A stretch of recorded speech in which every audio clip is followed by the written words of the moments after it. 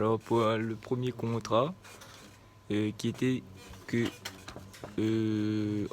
on gagnait un salaire mensuel de 1200 euros et que ce salaire mensuel augmentait de 3% chaque année au 1er janvier. Alors pour le contrat 2, déjà on va chercher la raison. Donc la formule c'est Q égale à 1 sur le pourcentage sur 100, donc on trouve 1,03. Et pour la formule d'une formule géométrique, c'est UN égale U0 fois QN. On identifie U0, donc c'est 1200 euros.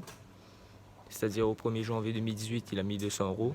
Ensuite, on applique la formule pour trouver U1, c'est-à-dire pour l'année 2019.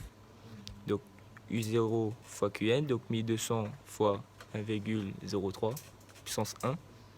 Ça fait 1236 euros. Et on continue comme ça. Donc U2, 1200 fois 1,03 puissance 2. 1273,08 euros pour l'année 2020. Et pour l'année 2021, on fait la même chose, seulement la raison puissance 3. Donc 1311,27 euros.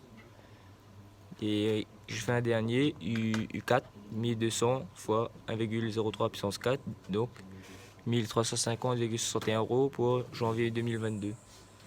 Ensuite, le deuxième contrat, c'est-à-dire le contrat 1, c'était que chaque année, son salaire mensuel était de 1200 euros, sauf que cette fois-ci, chaque année, son salaire est augmenté de 40 euros. Donc ça, c'est une suite arithmétique de raison 40. Donc on reprend U0 et 40, la raison, et on va additionner, c'est-à-dire que pour le premier mois, pour l'année 2019, on aura 1240 euros. Pour l'année 2020, c'est-à-dire U2, on aura le salaire de l'année 2020 plus 40 euros, donc c'est-à-dire 1280. Et ainsi de suite, jusqu'à trouver pour U4, comme ici, U4, on fait U2, U3 plus 40 euros. Ça fait 1360 euros.